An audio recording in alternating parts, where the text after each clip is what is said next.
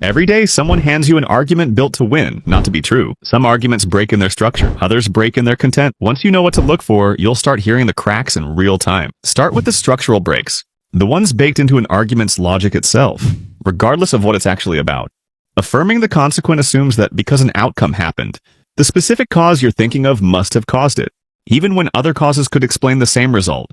Denying the antecedent makes the opposite mistake, assuming that if one condition wasn't met, the outcome simply can't happen, ignoring every other path to the same conclusion. The base rate fallacy ignores the general statistical odds in favor of one vivid, specific story, letting an anecdote outweigh the actual numbers. And the fallacy of the undistributed middle assumes two things must be the same simply because they share one trait in common, even when that one shared trait proves nothing else about them. Now the content breaks, the ones that fake one of an argument's three support beams. Who's making the claim? Whether the logic holds or how it makes you feel. Start with credibility. Ad hominem attacks the person instead of their argument, hoping you'll forget the argument was never actually addressed.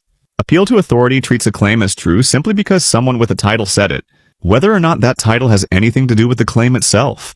Appeal to ignorance flips the burden of proof entirely, insisting something must be true because it hasn't been disproven, or false because it hasn't been proven, as if uncertainty were the same thing as an answer. Next, logic itself, fake to look sound.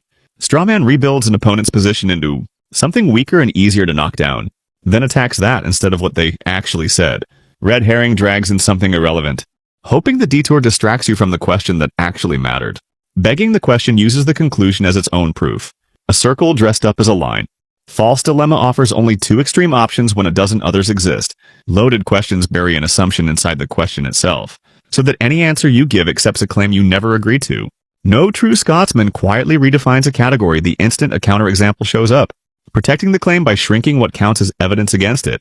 Equivocation slides a word between two different meanings mid-argument, letting the conclusion borrow credibility the premise never earned.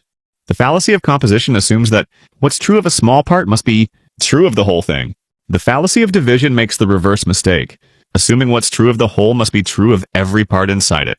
Amphibole hides behind sloppy grammar, letting an ambiguous sentence structure carry a conclusion the words never actually stated. Hasty generalization takes a small, unrepresentative sample and stretches it into a universal rule. Post hoc ergo propter hoc assumes that because one event followed another, the first must have caused the second and its close cousin. Mistaking correlation for causation assumes that two things happening together proves one directly caused the other. The Texas sharpshooter fallacy cherry picks the data points that fit a conclusion decided in advance, while quietly ignoring everything that doesn't. Last, emotion. Appeal to emotion swaps evidence for feeling, betting that if something feels true strongly enough, you won't stop to check whether it actually is. Slippery slope claims one small step will inevitably cascade into an extreme outcome, without ever showing the chain of events that would actually get you there.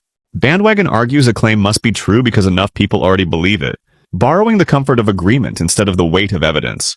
And the sunk cost fallacy keeps you locked into a decision, not because it's still the right one, but because walking away would mean admitting how much you've already spent trying to make it work. 25 different fallacies, but notice they all do the same basic thing. Each one fakes a beam that should have been real, credibility, logic, or emotion, and hopes you don't check which one it borrowed. That's the whole trick in every single case. Not that the argument is unconvincing, that it's convincing without ever needing to be true.